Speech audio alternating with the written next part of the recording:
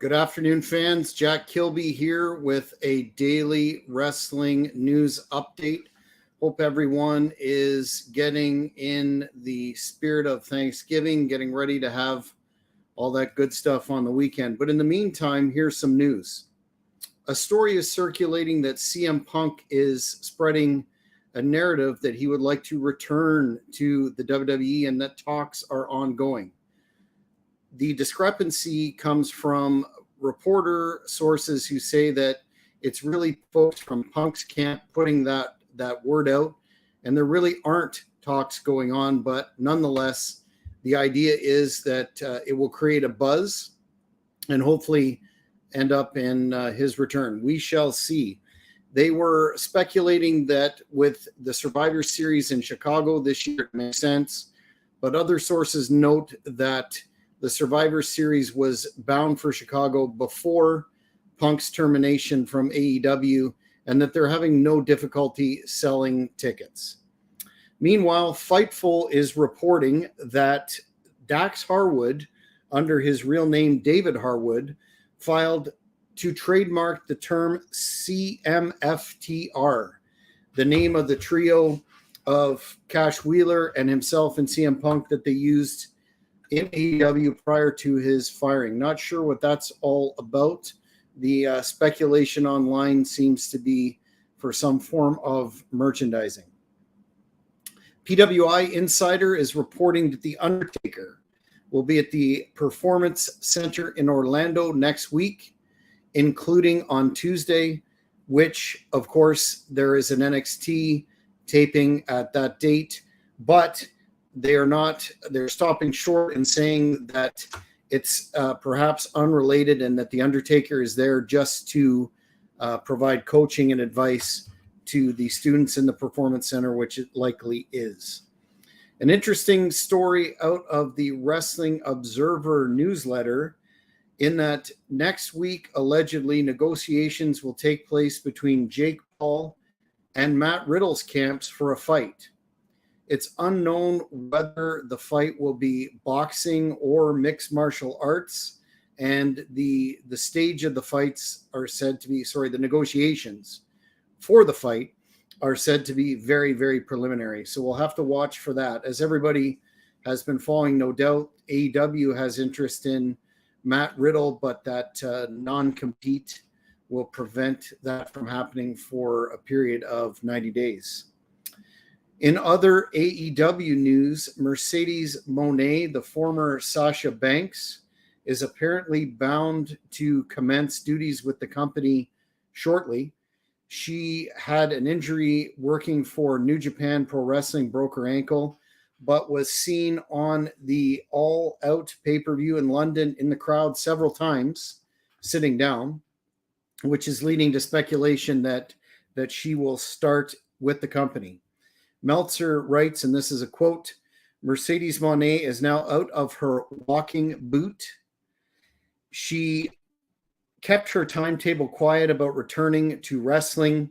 The expectation is, however, given that they showed her at the All Out crowd more than once, is that she will be working in AEW and still in Japan with New Japan and or Stardom. So we'll have to watch that. There's no official information yet as to her appearance or lack thereof at the upcoming Full Gear pay-per-view in November. Shout out to my partner on the Cheap Heat Productions wrestling podcast, a great lad who just celebrated his birthday yesterday, Maurice Shortall, who, as you can see by his comments there, is always willing to lend a hand as a true brother would. So shout out to him. The Observer is also reporting that the wrist of Bandito, the AW/AAA, former AAA star, is nearing healing, and he will be back in action soon for that company. Adam Edge Copeland, his segment with Christian Cage on AEW TV is being spun in an interesting manner depending on who you're talking to. It apparently drew over 2,225,000 unique views on YouTube, yet failed to improve the overall rating for the show.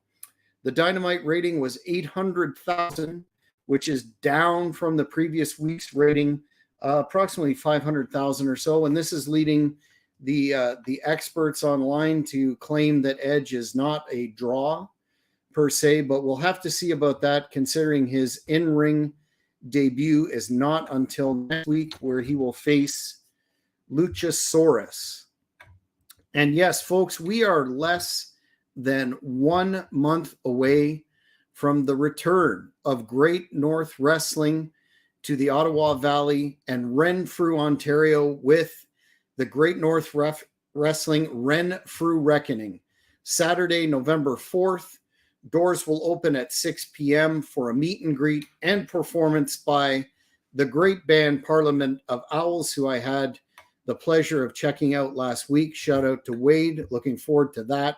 And at 7 p.m., the bell will start. We have a stacked lineup for this show, including the return to Great North Wrestling of multi-time WWE Tag Team Champion Rene Dupree.